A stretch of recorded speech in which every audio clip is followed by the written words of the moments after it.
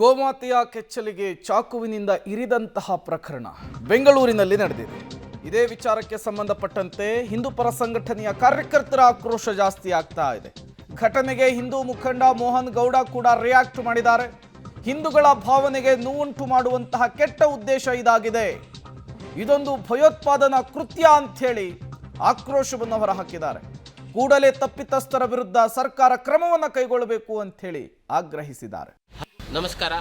ನಿನ್ನೆ ಬೆಂಗಳೂರಿನ ಚಾಮರಾಜಪೇಟೆಯಲ್ಲಿ ಜಮೀರ್ ಅಹಮದ್ ಖಾನ್ ಅವರ ಒಂದು ವಿಧಾನಸಭಾ ಕ್ಷೇತ್ರದಲ್ಲಿ ರಾತ್ರಿ ಮಲಗಿದಂಥ ಹಸುವಿನ ಕೆಚ್ಚಲನ್ನು 3 ಹಸುವಿನ ಕೆಚ್ಚಲನ್ನು ಕಡಿದು ಒಂದು ಅಮಾನವೀಯ ಘಟನೆಯನ್ನು, ಒಂದು ಕುಕೃತ್ಯವನ್ನು ಮಾಡಿರುವಂಥದ್ದು ಅತ್ಯಂತ ಖಂಡನೀಯ ಇದೆ.